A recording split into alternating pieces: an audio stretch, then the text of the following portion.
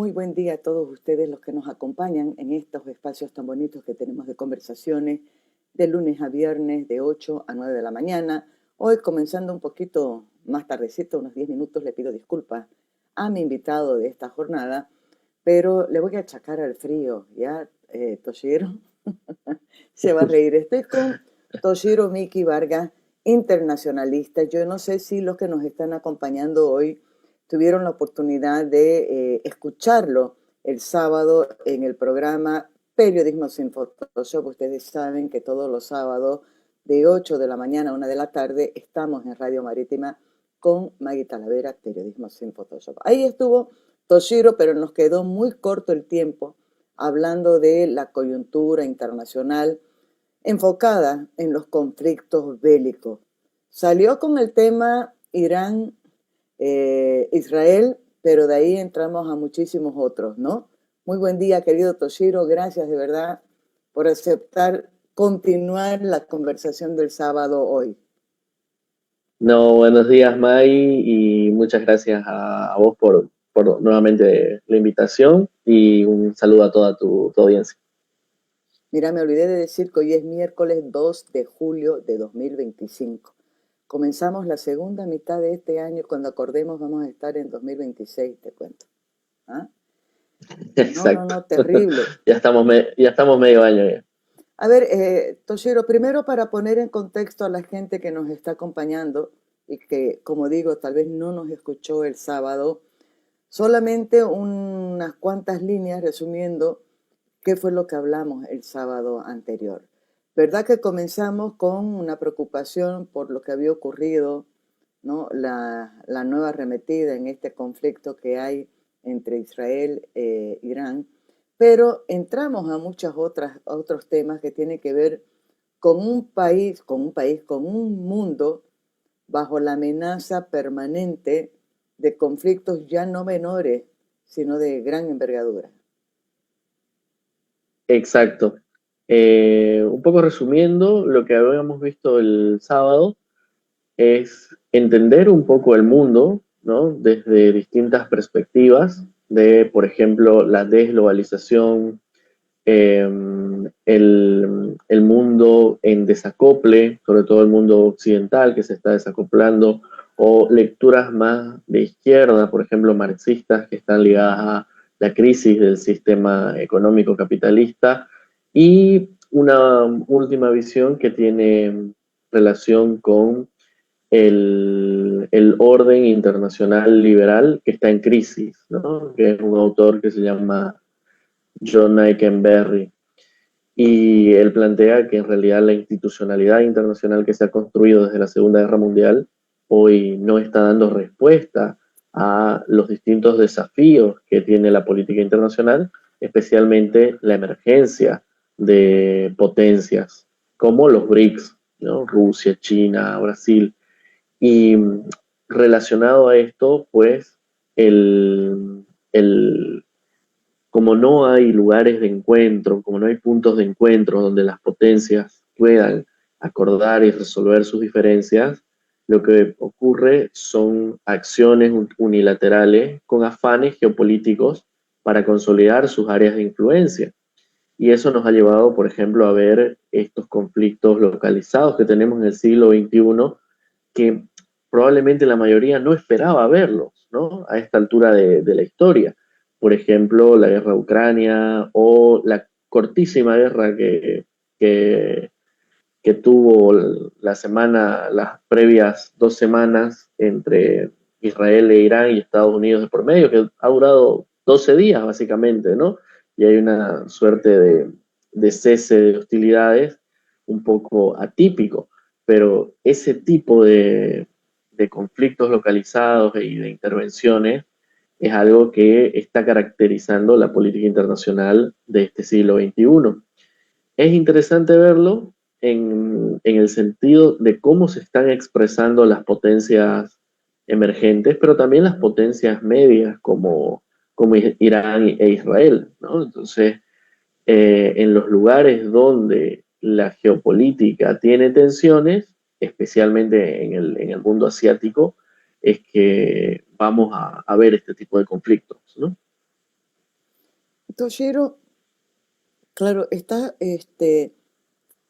permitiéndonos ver el tema de una manera mucho más global y no simplemente como un conflicto entre dos países, porque es mucho más que eso, ¿no? Estás hablando de una crisis y eso sí me interesa si podés profundizar un poquito porque tiene que ver con lo que ocurre en el mundo entero, la repercusión, que es este orden internacional liberal en crisis, como estás diciendo. Y el segundo punto, si bien hay conflictos en muchísimas partes del mundo, lo decíamos el sábado anterior, son más de 60, 61, creo los que están contabilizados, conflictos bélicos activos, ¿no? Ujú. Guerras civiles o conflictos entre países. Oriente Medio es sin duda uno de los puntos de mayor preocupación y de mayor tensión. Sí, sí, sí. Evidentemente la región del Medio Oriente es de, de los espacios territoriales que menos definido tiene el poder en el sentido geopolítico. Porque si uno ve el panorama, existen por lo menos tres potencias dentro de esta región, que son Irán, Israel y Arabia Saudita, ¿no? Entre estos tres juegan una suerte de equilibrio, pero también hay otros países que han jugado sus roles históricos, ¿no? Como por ejemplo en su momento Egipto con Nasser, o en algún momento Siria o Irak, que hoy han pasado a un segundo plano. Actualmente tenemos estos tres, pero además de eso, hay potencias extranjeras que siempre han estado tratando de lidiar o funcionar como una suerte de árbitro, que es el caso de Estados Unidos, ¿no?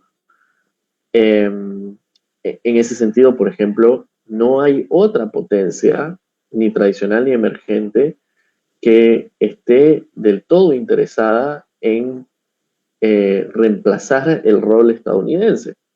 Muchos esperaban que con lo que ocurrió con Irán las últimas 2 semanas, Rusia sea un actor que intervenga en el conflicto de algún modo. Y Rusia ha enfocado todas sus fuerzas en Ucrania y no ha hecho una mención o ha tenido una postura clara sobre el conflicto. Porque Medio Oriente es eso, es una caldera constante que amenaza con explotar y tiene distintos desbalances en su región. Por eso es que vemos este tipo de conflictos. Y si uno abre un poco más el panorama, o sea, ya la región asiática en sí es la menos definida en términos geopolíticos. Porque si uno habla de América, de nuestro continente, claramente la potencia rectora es Estados Unidos y después vendrá Canadá y Brasil. Más allá de eso, no hay otra forma de ver los poderes que cohabitan en América. En Europa es más o menos el eje París-Berlín y un poco el Reino Unido, eh, pero en Asia, o sea, estamos hablando de estos que hemos mencionado, y hay que sumarle China, India como potencias emergentes, Japón como potencia tradicional, Corea del Sur como potencia media, y además de esto, un presidente bastante inestable, que es el de Corea del Norte, que amenaza constantemente con una bomba atómica. Entonces, hay regiones que geopolíticamente son inestables, porque no está claro el poder que ejercen que ejerce una polaridad, digamos, un equilibrio en esta región. En ese sentido, por ejemplo, la institucionalidad liberal no ha podido contener y tampoco ha podido generar los canales y los espacios para que estas potencias dialoguen y lleguen a acuerdos. Y si eso lo abrimos ya al panorama de los asuntos internacionales y los conflictos del siglo XXI, ocurre algo parecido. Pongamos dos ejemplos, el medio ambiente y el comercio, ¿no? El medio ambiente es mucho más claro quizás para el público porque lo percibe en el sentido de que cada vez aumenta la temperatura, vemos distintos eh, efectos y catástrofes naturales en distintas regiones, pero la gente percibe además que los políticos, y especialmente las potencias, no llegan a un acuerdo, no llegan a, a un gran pacto por el medio ambiente, ¿no? Que es un poco lo que se ha intentado con Kioto, después París, ¿no? Más recientemente. Pero, por ejemplo, con el comercio, la gente dirá, el comercio fluye en el mundo, pero el comercio, paradójicamente, es de los asuntos internacionales que más trabas tiene. Hoy estamos viviendo una guerra comercial todavía entre Estados Unidos y China, pero para que a nosotros nos llegue un determinado bien que se produce en Europa o en Asia, tiene que pasar todavía por muchas trabas. Entonces, ese tipo de asuntos internacionales, la institucionalidad liberal no ha podido generar otra vez los canales y los espacios que encuentre a las potencias tradicionales y emergentes para que lleguen a grandes acuerdos. Y eso nos está causando cada vez ciclos más cortos y más continuos de conflictividad en el mundo, ¿no? Que se traduce también en aspectos bélicos. Ahora, claro, ¿por qué el peso tan marcado en lo que pueda hacer o dejar de hacer las competencias o incompetencias que tenga este sistema, este orden internacional liberal en todo esto, en el equilibrio que pueda haber a nivel global? La primera pregunta que te hago, y lo otro como una observación cuando hacías este mapeo entre lo que es la región de Oriente Medio, lo que es Asia, lo que es América Latina, es decir, América, lo nuestro. La diferencia está que en este caso, en el nuestro, si bien hay, como vos decías, muy bien identificado, ¿no? Quién es el que está al mando, quién es el que tiene el poder, Estados Unidos, y ponía seguido Canadá y luego Brasil. También hay una diferencia de fondo que aparte de Estados Unidos, pues ahí no hay competencias de orden bélico, ¿no? De potencia bélica o de capacidad de armamento, digo, como amenazas, como una amenaza directa de agresión grave, como uno lo ve en las otras regiones que estás nombrando. Eso también es un factor, no es un factor. Sí, sí, exactamente, ¿no? El peso bélico, político, social, cultural, económico de Estados Unidos es indiscutible en la región, ¿no? O sea, es la potencia rectora. Así como, digamos, para América Latina lo es Brasil, haciendo la diferencia que Brasil no asume del todo un rol de liderazgo, ¿no? O sea, es también la diplomacia brasilera ha tenido ciclos donde, por ejemplo, ha cohesionado a América Latina.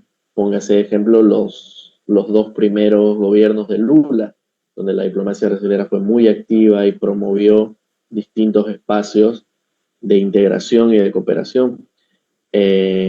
Hoy eso no se percibe tanto, ¿no? O sea, no se ve ese liderazgo en el caso brasilero.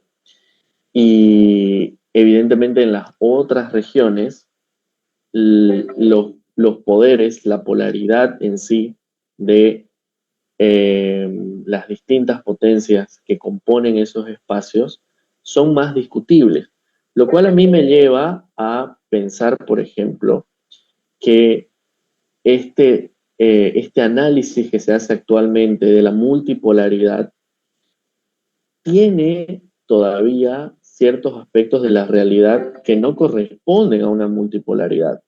Por ejemplo, Porque, porque cuando existe multipolaridad, existen espacios definidos de poder o zonas de influencia.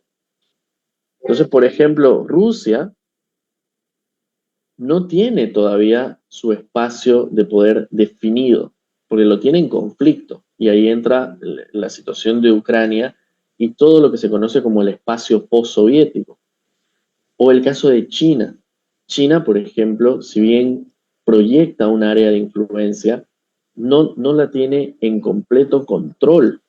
porque está Japón, está Corea del Sur, están los tigres del sudeste asiático, que algunos se oponen y otros se resisten a la influencia china.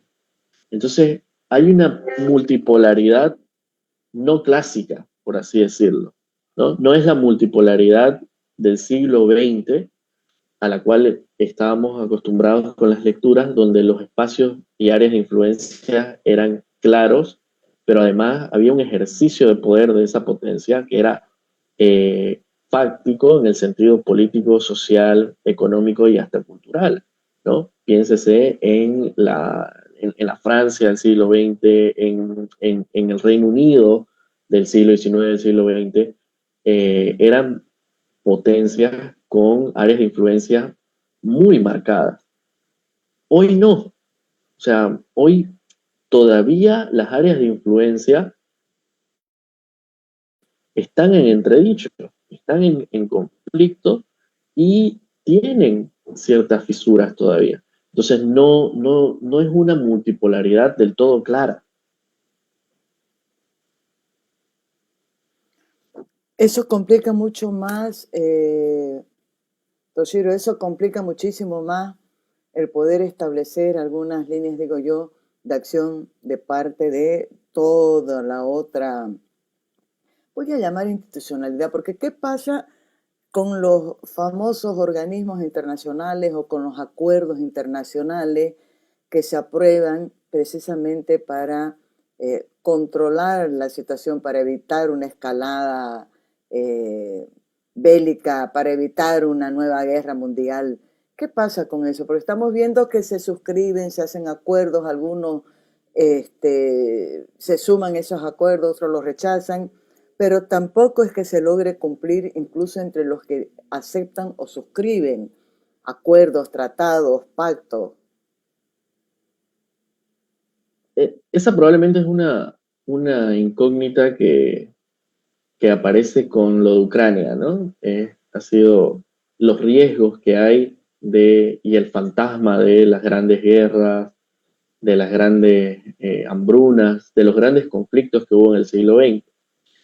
Hay un autor que a mí me gusta mucho que se llama Richard Haas, que él plantea que el orden actual se está descomponiendo, ¿no? O está mutando en algo. Pero también utiliza un concepto interesante que es el de la aceleración de la historia. O sea, la historia se está acelerando especialmente a partir de la pandemia. Y él identifica algunos momentos en que la historia se aceleró, como lo que estamos viviendo, que fue el periodo entre guerras y la paz armada.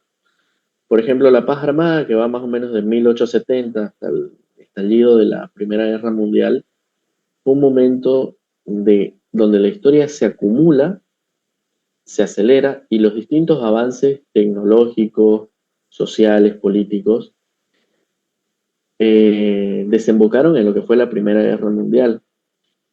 La solución a esto fue la Liga de Naciones o la Sociedad de Naciones, que termina siendo un fracaso, ¿no? Y el fracaso más grande es la Segunda Guerra Mundial en sí, a partir de eso. El periodo entre guerras hace algo parecido, pero el resultado va a ser positivo, porque va a ser el sistema de Naciones Unidas, los distintos acuerdos y el mundo como medianamente lo conocemos hoy. ¿Qué es lo que ha ocurrido o lo que está ocurriendo con esta aceleración de la historia? Porque a partir de la pandemia, si uno ve los saltos tecnológicos, son de gran avance y los saltos políticos y los conflictos además son algo bastante apresurado o que esperábamos ver quizás en un periodo más avanzado del siglo XXI. Lo que, lo que medianamente yo veo es que esa acumulación de la historia nos está llevando a forzar a las distintas potencias y a los distintos liderazgos mundiales a encontrar acuerdos, a buscar salidas demasiado rápido, ¿no? Y en algunos casos demasiado improvisada. No creo que este ciclo nos lleve a una gran guerra mundial, porque primero creo que el componente de paz que se ha construido en todas estas décadas después de la Segunda Guerra Mundial juega nomás un papel importante en la política internacional. Y hay ciertas regiones que juegan con cierta contención a, a, a, para desescalar eso que conocimos en el siglo XX, ¿no? Y probablemente no solamente regiones, sino instituciones y también regiones dentro de los propios estados que juegan esos roles, ¿no? Piénsese, por ejemplo, Europa, Japón, o en el caso del propio Estados Unidos, regiones como California, la propia Nueva York, que hacen un juego de contrapeso, ¿no? Entonces lo territorial también nos lleva a darle otra mirada al mundo de que los propios estados y las decisiones de estados tienen su contrapeso no solamente en las instituciones internacionales, sino también en sus propias regiones y poderes locales incluso. Claro, me estoy anotando aquí algo porque cuando te estaba escuchando ahorita, pensaba, estamos hablando de lo que, de los conflictos que hay entre países, el tema de las políticas internacionales, el rol de los organismos, de los acuerdos. Y cuando hablabas de esto de la territorialidad y de lo que puede pasar en cada uno, cómo se están comportando para tratar de poner paño frío y a tu criterio, y ojalá que así sea, no hay, o sea, no crees que pueda haber una segunda guerra, una tercera guerra mundial, perdón, a raíz de todo esto. Estoy pensando en lo que está ocurriendo al interior de, no cualquier país, de las grandes potencias. Estoy pensando en Estados Unidos, por ejemplo, y no es el único caso, ¿no?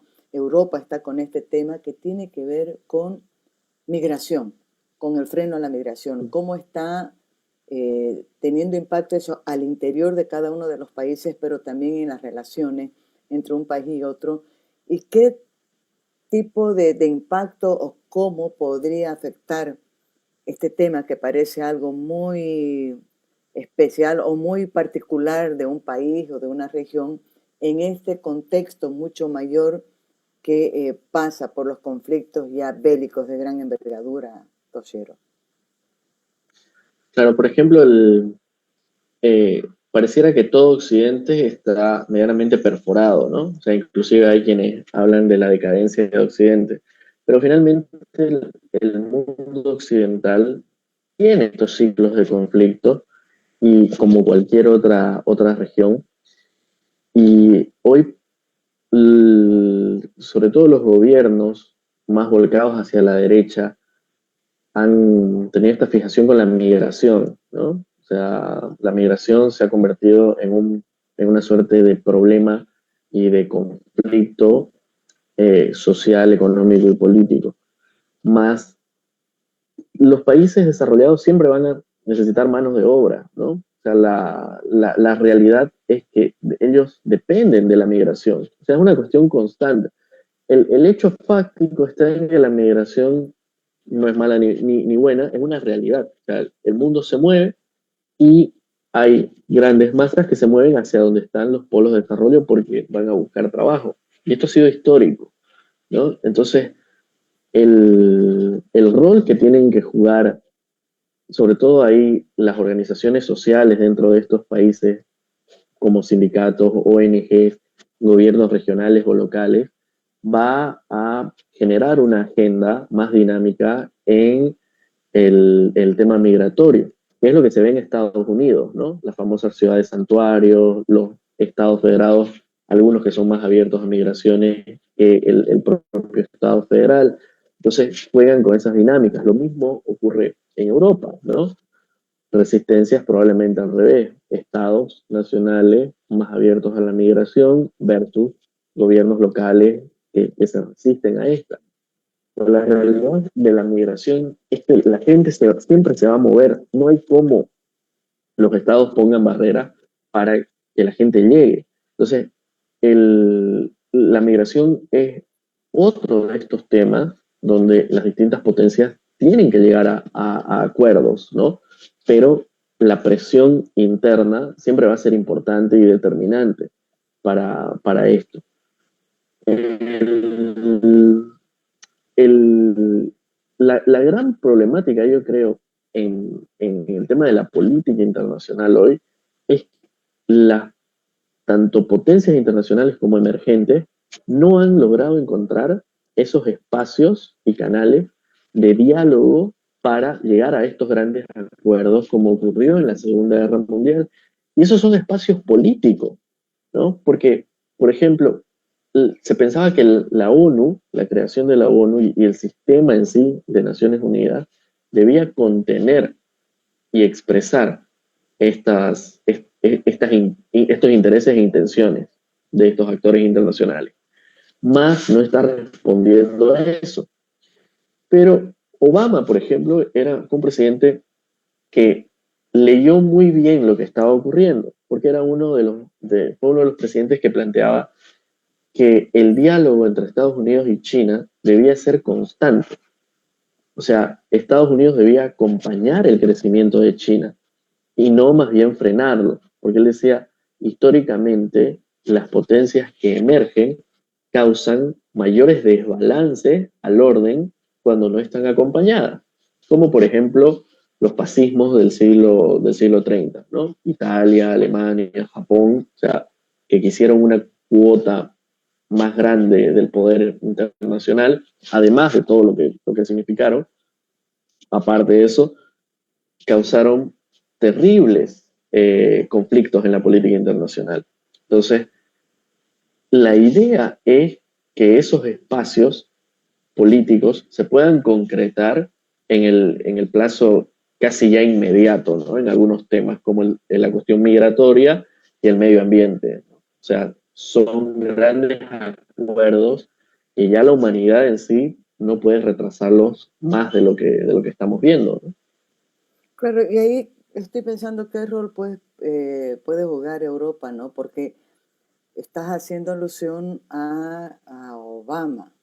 Definitivamente quien está ahorita a la cabeza de Estados Unidos es absolutamente Es distinto, distinto, completamente distinto, completamente ¿no? distinto. Y no es solamente el caso de Trump en Estados Unidos, las cabezas también de las otras potencias, incluso las emergentes, son cabezas completamente distintas que, eh, digo, el escenario te lo están planteando de una manera muy diferente al que en su momento enfrentaba o tenía o protagonizaba Estados Unidos de Obama, el Estados Unidos de Obama.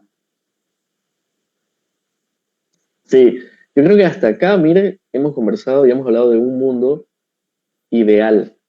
O sea, este es el mundo que más o menos se esperaría que transcurriera a partir de todo lo que se ha construido. Pero también hay una lectura de realismo en torno a lo que está ocurriendo, a quienes están gobernando, a quienes están en el poder, tanto en Estados Unidos como en las potencias emergentes, especialmente en Rusia y China. Y básicamente esa lectura está ligada a que hay un mundo donde se, se va a guiar bajo tres aspectos, ¿no? O bajo tres tendencias políticas, que es el MAGA de Estados Unidos, ¿no? El trumpismo, como se lo conoce, que hay una tendencia hacia disminuir la cooperación internacional en el sentido de los acuerdos entre actores y la integración. Y obviamente con eso disminuye el multilateralismo. La otra corriente es, y eso desde Occidente, que Occidente siempre ha sido el paladín, digamos, de esos valores en la política internacional. Y una segunda tendencia es lo que se conoce como el putinismo, que es una mezcla de nacionalismo con conservadurismo y ortodoxia, que es el caso de Rusia, y que un poco contagia a ciertos regímenes que no son del todo prorrusos, pero que sí comparten esta visión del mundo, ¿no? Que son hay varios de los gobiernos de Europa del Este, por ejemplo, ¿no? Polonia, la Hungría de Orbán, Croacia, entre otros hoy. Y el otro es esto que significa China para el mundo, ¿no? O sea, un, una visión de mundo donde hay una política o un gobierno más disciplinario y con una planificación estricta de, de la economía, y ya no en el sentido de planificación del socialismo científico del siglo XX, sino un tipo de planificación y control de ciertos elementos de la economía donde el Estado juega un rol que sigue siendo determinante, ¿no?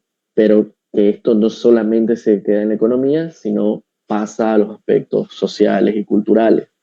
Entonces, probablemente esa que es una visión más realista, que menos entusiasma y que menos optimismo nos genera, es algo hacia donde está caminando el mundo. Es más, o sea, la Foreign Affairs de Estados Unidos publicaba recién un artículo que se preguntaba si eran necesarios los aliados, porque Estados Unidos está haciendo que sus propios aliados con los cuales había construido un eje atlántico y un eje pacífico durante todo el siglo XX, hoy son casi, no vamos a decir ni desechables ni descartables, pero que puede prescindir de ellos, ¿no?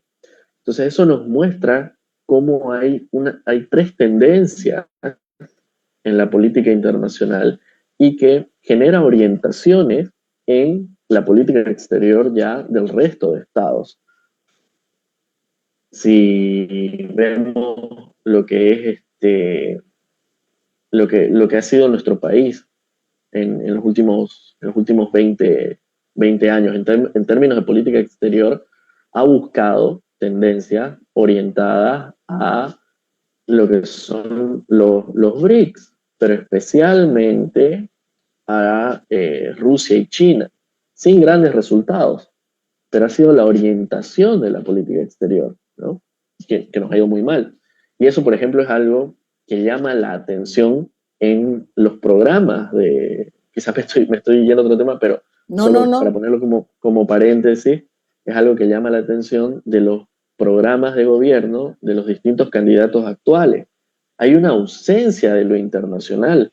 Lo internacional se reduce a préstamos bancarios, pero en realidad hay una necesidad de insertarnos en lo internacional, no en el sentido de globalización como tal, sino en el sentido de estructurarnos con la región y tener un rol que pueda garantizarnos esos ingresos que probablemente hoy ya no los tengamos, ¿no? Con el tema del gas.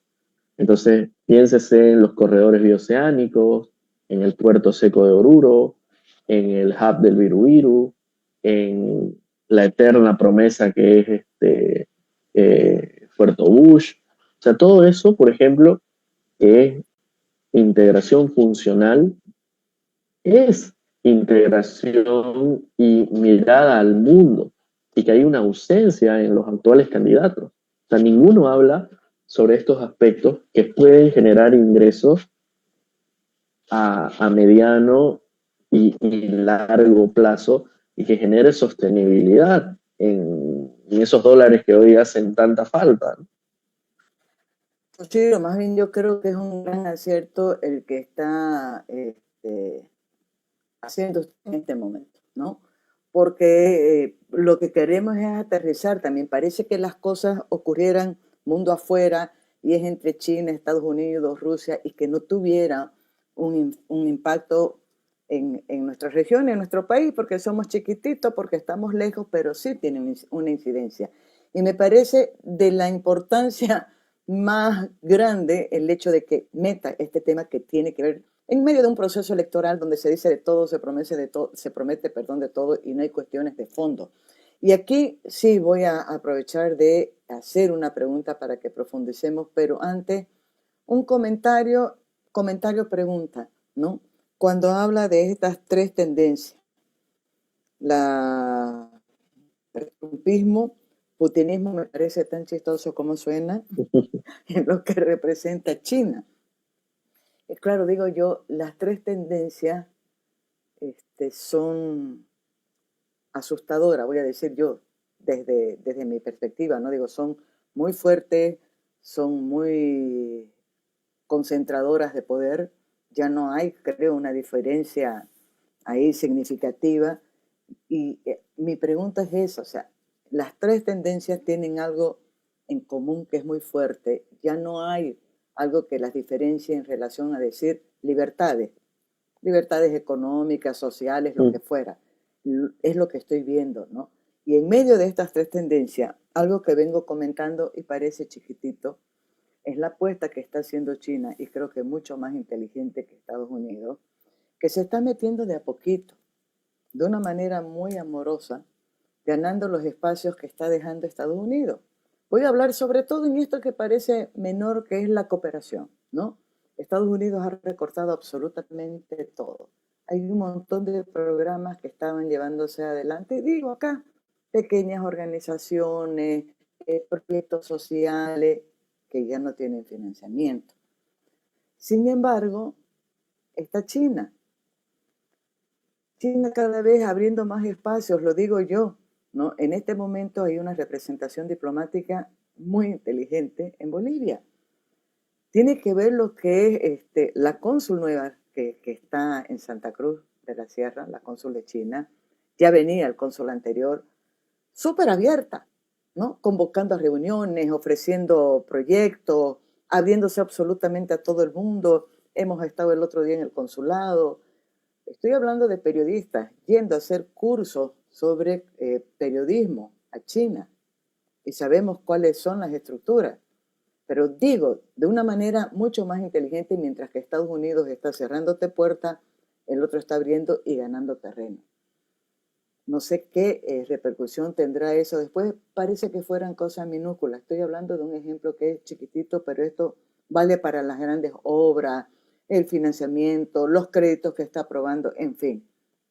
Y lo otro que me parece súper importante, mis preguntas son muy largas, Toshiro, y que tiene que ver con la absoluta ausencia en el debate político ahorita electoral de qué debe de hacer Bolivia en sus relaciones internacionales. Ojo, y estamos hablando de políticos que han estado criticando abiertamente lo que ha hecho el MAS en estos larguísimos años en el poder, ¿no? No voy a hablar solamente del memorándum de entendimiento con Irán, las relaciones con China, la pelea con Estados Unidos, acá en la región, ¿no? Apostando por Venezuela, Cuba, Nicaragua, dándole la espalda, qué sé yo, al Brasil, al Perú, a Chile, no sé, ¿no? Parece que no estuvieran conectadas las cosas, pero sí están. Y ausencia en los programas o en las intervenciones de los que están queriendo ahí llegar a la presidencia de Bolivia. Sí, a ver, lo de China es digno veo a los cónsules, al anterior, a Wang Jialei, creo que sí, era, y al actual cónsul, son muy, muy activos. Súper. Que nos da eso para Santa Cruz, es muy positivo porque nos sitúa como una ciudad de interés internacional.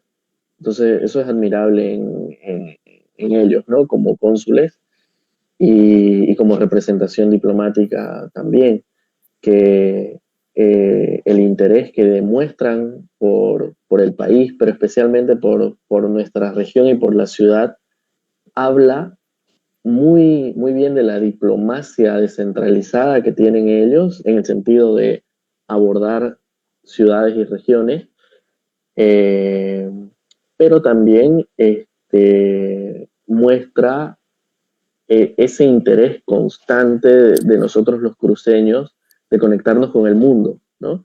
Es histórico. Entonces eso con China y Santa Cruz es digno de hacer seguimiento, ¿no?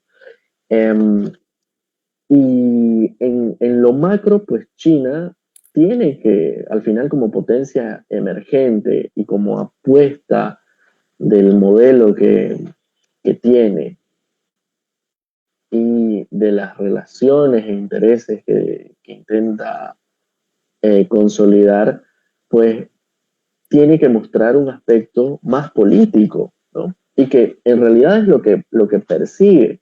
A veces nos quedamos en el análisis de la China comercial, ¿no? O sea, nos quedamos en los números de las exportaciones chinas, de todo lo que significa lo económico comercial, que está muy bien, pero en realidad, o sea, la apuesta y geopolítica que hace China actualmente eh, está mostrándonos aquellos espacios, como usted bien lo afirmaba, que va dejando Estados Unidos y el mundo occidental como tal, ¿no? Eso obviamente porque el poder no se regala, tipo, tanto en eso, tanto en ciencias políticas como en relaciones internacionales, el poder no es jalar fácilmente. Entonces habrá ciertas resistencias, ¿no? De ahí es que se habla un poco de Sudamérica como territorio en disputa, ¿no? Territorio en disputa que históricamente lo hemos sido, ¿no? Entre españoles y británicos, españoles y portugueses, después entre americanos y británicos, americanos y soviéticos.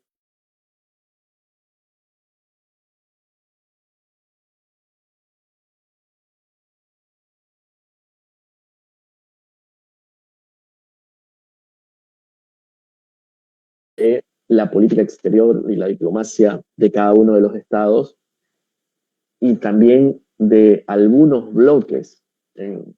Probablemente el más claro de ellos es el Mercosur. Y ahí respondo un poco a la pregunta que me hacía sobre la política exterior. Hay muchísimo trabajo que tiene que hacer el próximo gobierno, ¿no?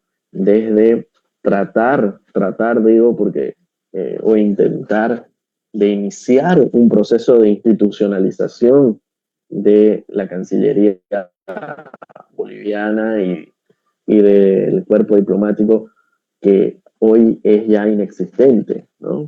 O sea, la diplomacia formal boliviana, algo que se ha reducido a la mínima expresión o casi a nada. Hay una carencia de diplomáticos formados en el servicio exterior boliviano que asusta, ¿no? Que es alarmante, porque siempre había existido esa visión de la diplomacia y el servicio exterior como un botín después de las elecciones, ¿no? O los exilios dorados. Pero por lo menos quedaba, ¿no? Diplomático, lo que es que incluso había formado el MAS en dos cortes o tres cortes, si no estoy mal. Pero hoy no queda nada. O sea, es alarmante, ¿no? Y la mayoría de los diplomáticos o la mayoría de gente que está en el servicio diplomático o trabajando de diplomático vienen de la política, ¿no? Entonces, esa es una primera tarea. Lo otro es eh, el compromiso de los objetivos históricos que tiene Bolivia y prioridades de la política exterior boliviana, que entran los países limítrofes, ¿no? Establecer y regular las relaciones con las potencias, con Estados Unidos, eh, con, con Europa, con China.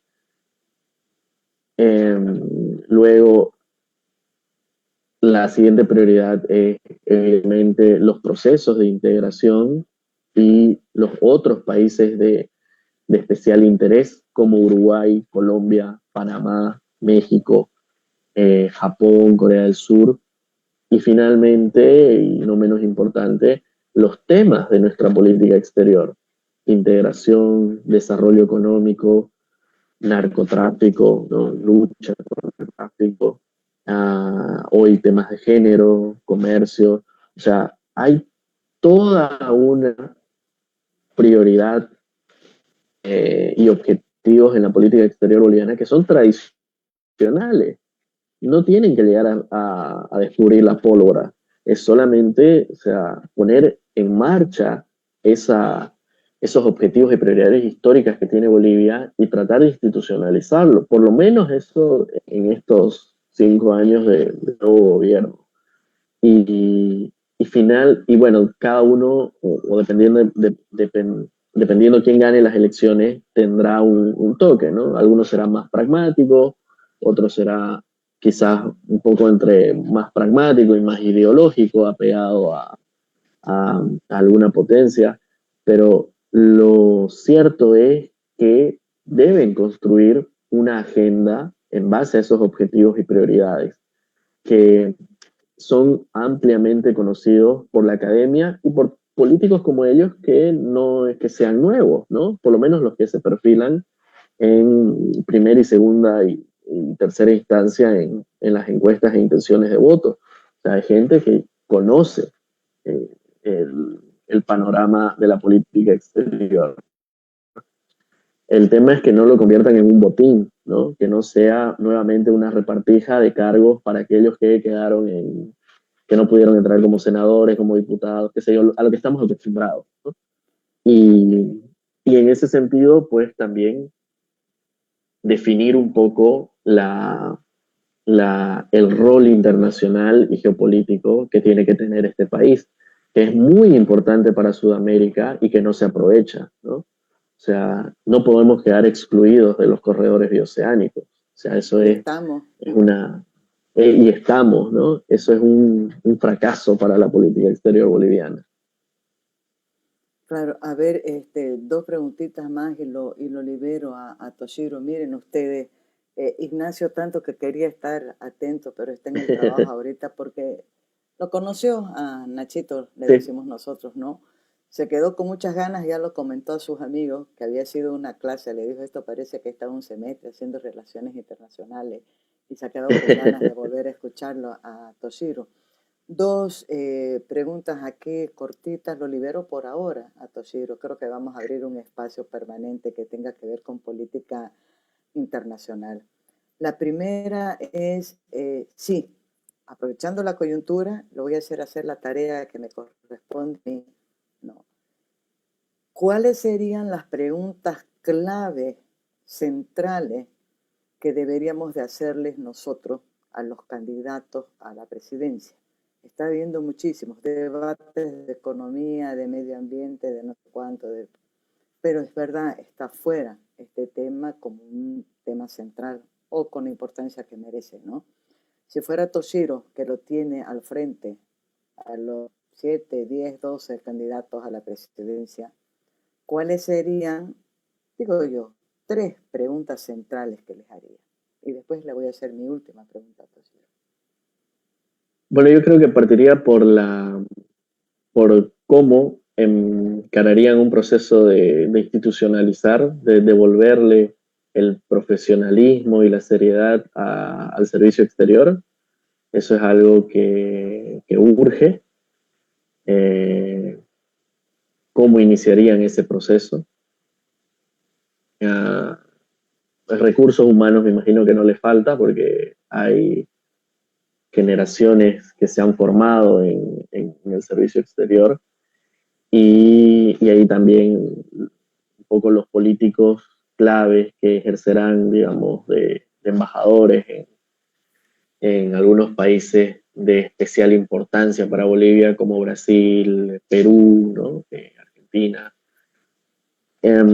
La siguiente pregunta sería, ¿cuál sería el enfoque que le darían a su programa de política exterior en el sentido de pragmatismo, ideología, orientaciones, el papel. Y lo otro, finalmente, cuál es la visión geopolítica que ellos tienen, por lo menos de su entorno, ¿no? Hablando de nuestros 5 vecinos y el rol que puede jugar Bolivia en la región, ¿no? O sea, serían esas 3 preguntas que yo les haría, para de ahí desprender más en otros aspectos como los asuntos internacionales, ¿no? Los temas de ¿Cuáles son esos integración, temas desarrollo, de prioridad? integración, desarrollo, lucha contra el narcotráfico, eh, integración en el sentido de integración física, ¿no? Que son los corredores bioceánicos, y cómo podrían, como en algún momento lo hicieron algunos gobiernos bolivianos, cerrar grandes acuerdos con nuestros vecinos. Piénsese en los famosos acuerdos de Roboré, que garantizaron a muy largo plazo una serie de temas con la relación bilateral con Brasil, ¿no? ¿Cómo podríamos, por ejemplo, hacer que nuestros vecinos sigan confiando en que somos ese paso geoestratégico en la región y que inviertan en nosotros como en algún momento invirtieron en eh, gasoductos, carreteras y ferrocarriles, ¿no? Eso es tremendamente importante para Bolivia porque nosotros dependemos de nuestros vecinos, no solo en el aspecto territorial, sino también en el aspecto político y económico. Entonces, la, la construcción y el fortalecimiento de las relaciones con nuestros vecinos es una agenda primordial que hay que tener. Y, y eso les preguntaría, Claro, estoy si lo pensando estuviera. ahorita, así como dependemos tanto porque estamos encerrados, ¿no?, en medio, eh, ese es un valor, un poco lo comentaba ya antes, Toshiro, central para poder ser un actor de interés y de prioridad, porque es una cuestión de lógica, pues, ¿no? Si quiero cruzar del Atlántico al Pacífico, pues puedo seguir una línea más o menos recta que me va a representar menos tiempos, menos costos, lo que fuera, y no tener que dar una vueltanga, ¿no? Uno puede hacer ejemplo aquí, Santa Cruz, ¿no? Si yo estoy acá en la Roque Coronado y Cuarto Anillo y quiero ir a la Virgen de Cotoca, puedo irme en línea recta o puedo tener que dar una vueltanga por el cuarto o quinto anillo, no sé. Digo, para que tengamos una idea, pero eso se está Eh, desperdiciando. Eh, Son cuestiones de sentido común, pero pasan por un país sumamente inestable que no da garantías. El tema de los bloqueos, y no importa si son los interculturales o los cocaleros o los que fueran, pero bloqueos hay todos los días y por todo, por nada, acá, ¿no? La última pregunta, Toshiro, y prometo que lo libero. Independiente del que vaya a llegar el gobierno que sea que asuma a partir de noviembre, por supuesto que ahí va a ver si es más liberal, menos liberal, más centralista, más de izquierda, más de derecha, lo que fuera. ¿Cuál es la realidad que va a enfrentar eh, ese gobierno, pensando en la región, pensando en esto, en las relaciones internacionales, en cómo me tengo que relacionar con mis vecinos, cómo voy a hacer para llegar al mundo, para salir? ¿Cuál es la realidad que vamos a enfrentar? Digo, pensando en cuáles son los gobiernos que están ahorita al mando en el Brasil, en Argentina, en Chile, en Ecuador, en Colombia, en Venezuela, en Paraguay, Paraguay que es el foco ahorita, la niña bonita de la región. yo creo que la realidad con la que se va a encontrar, primero que es en el sentido eh, ideológico o las cargas ideológicas de los gobiernos, es diversa, ¿no? O sea, estamos ante un panorama que tiene ciertos bemoles, digamos, en las izquierdas de la región y en las propias derechas, ¿no? Entonces, es un panorama que no es propicio para Bolivia para una alineación ideológica, ¿no? Yo no creo que sea conveniente para un gobierno boliviano en los próximos 5 años que sea de alineación estrictamente ideológica, porque las agendas pendientes y todo lo que hemos estado comentando requieren de un trabajo estratégico eh, y de cierto modo ético, y va a sonar raro esto, porque la mayoría dirá, bueno, pero en la política internacional, al igual que en la política, es amoral, ¿no? O sea, los principios, los valores no deberían determinar el comportamiento político. Pero hay una tendencia en relaciones internacionales de ver y hacer lo que se cree correcto, por lo menos para la humanidad y el mundo, ¿no? Y eso se conoce hoy como estudios de ética internacional, que es un poco pensar las acciones de los estados en el sentido de que ayuden al progreso humano. Entonces, pero eso requiere, obviamente, de una estructura, ¿no? De principios, de valores que esperemos que el próximo gobierno los tenga, pero también de un trabajo estratégico y hasta un poco pragmático, ¿no?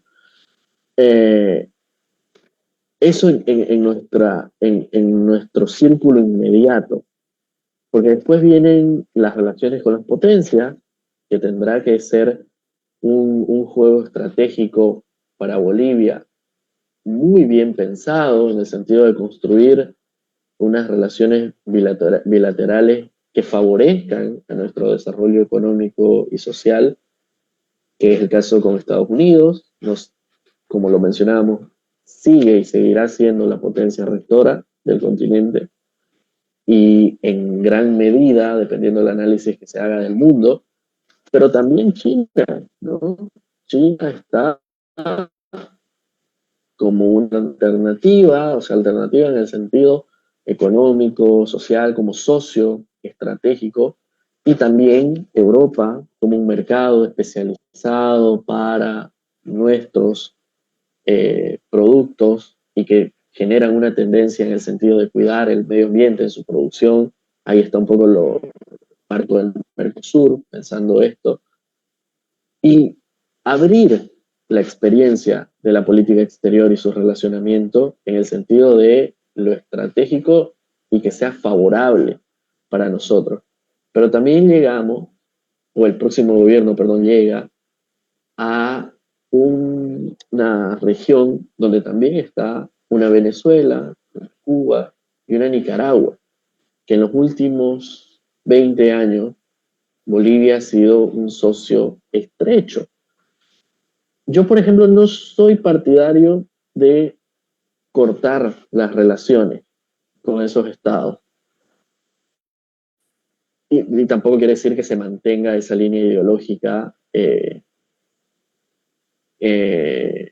que mostró el gobierno del MAS, sino que Bolivia ahí puede jugar un rol importante en el sentido de los derechos humanos, ¿no? Y quizás jugar un rol importante en las posibles, pero mínimas, digamos, pero posibles todavía, transiciones que en algún momento se podría pensar, sobre todo en Venezuela y en Nicaragua, ¿no? O especialmente Venezuela. Entonces, el rol que podría jugar Bolivia ahí en el sentido de los derechos humanos y su política exterior podría ser importante, porque también la política exterior se nutre no solamente de conseguir alcanzar los intereses y objetivos, sino también del prestigio. Y Bolivia podría mostrar cierto prestigio, no abandonando, digamos, estas relaciones que han sido muy ideologizadas en los últimos 20 años, sino también como una especie de Estado que acompaña mejores transiciones políticas. Claro, miren ustedes qué interesante esta última reflexión, Toshiro. Me he quedado pensando ya en los, visualizando, ¿no?, a los candidatos, y sean de un lado o del otro, cada uno tiene o amores locos por Venezuela, por el régimen, o unas peleas intestinas también por el régimen y abiertamente, por supuesto, a favor de la oposición venezolana. Y decía, claro, una manera inteligente, lo más difícil es eso, ¿no? ¿Cómo mantenés una posición y una política internacional donde no es que vas a renunciar a tu ideología, a tu forma de pensar, a tu credo, a lo que fuera, pero que sobreponga sobre todo esta visión mucho más estratégica? O sea, ¿cómo puedo ser más útil como país, ¿no? Rompiendo relaciones, divorciándome o manteniendo una relación, no digo amigable, pero por lo menos inteligente, y ser parte de una solución para lo que fuera. Va a depender mucho de cuál es el carácter realmente, ¿no?, democrático o no democrático de los que lleguen al poder, entendiendo por democrático el sentido mucho más amplio de...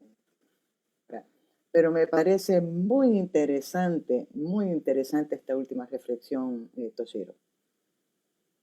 Gracias. Sí, yo creo que, bueno, la esperanza de varios, quizás en Bolivia, es que el optimismo, no sé cuán alto esté, pero que los desafíos para el próximo gobierno, y para el próximo gobierno hablando en el sentido amplio, ¿no? No solamente del que gane, sino del gobierno compuesto por todos los colores que vengan y de la capacidad de acuerdos que puedan hacer. Y en mi caso, digamos, en lo que yo analizo, es que estén a la altura de los desafíos que está mostrando hoy el mundo y la región, y que haya una política exterior que acompañe esto y no solamente se reduzca a una búsqueda de intereses económicos como parches, ¿no? Crédito para esto, pedir crédito para pagar lo otro, porque finalmente eso no va a hablar de una buena gestión, ¿no? Sino que más bien nos va a mostrar una inmediatez en el ejercicio político que no nos va a garantizar nos va a garantizar muy pocas cosas, ¿no? Como sociedad y como ciudadanía. Entonces, esperemos que el próximo gobierno esté a la altura del optimismo de alguna parte de la sociedad, ¿no? La verdad que súper interesante. Muchísimas gracias, querido Toshiro No, Miki Vargas, internacionalista. Le voy a agradecer muchísimo a mi querida Anne, niña Anne, le digo yo Anne Arrazola Mendívil, porque ella es la que me hizo, me dio una lucecita, hizo posible que yo llegue hasta Toshiro, que comparta con ustedes estas reflexiones que me parecen centrales. Gracias, querido Toshiro, y ya está. Vamos a inventarnos un espacio para hablar de relaciones internacionales importantísimas, porque al final terminamos hablando de nuestras relaciones, ¿no? Las nuestras. Exacto. Gracias, querido. Yo le agradezco muchísimo por el espacio y por la invitación. Bueno, por suerte ahora, pese al frío, está saliendo el sol, querido Toshiro, o sea Exacto. que ojalá que sea un mejor día para todos. Chao. Exacto. Que gracias, le vaya muy Davidco. Gracias, gente querida, por acompañarnos. Compartan esta entrevista. Compartan y coméntenla. Chao. Hasta mañana. Santa Cruz, tierra de grandes pasiones, de promesas y de historia. El Ramón Tahuiche Aguilera fue testigo de la pasión futbolera que marcó la historia de nuestro país. Fue escenario de grandes hitos deportivos. Aquí se disputaron copas internacionales y jugaron leyendas del fútbol como Pelé, Casillas y jugadores bolivianos que dejaron su huella, como Echeverri, Romero, Milton Melgar y otros. Ahora, el Tahuiche marcará un nuevo hito. Este 22 de noviembre será escenario de la final única de la Copa Sudamericana de Fútbol. Por ello, su gobernación de Santa Cruz lo está renovando, cumpliendo con normativas internacionales, estando a la altura de una final continental. Así, nos proyectamos al mundo con un escenario deportivo de talla internacional. Millones de personas tendrán sus ojos en Santa Cruz y en la final de la Copa Sudamericana. Además, en estos días mostraremos lo mejor de nosotros, nuestro potencial turístico, nuestra cultura y la calidez de nuestra gente. El Tahuichi estará presente para hacer historia una vez más. Santa Cruz, ni te imaginas.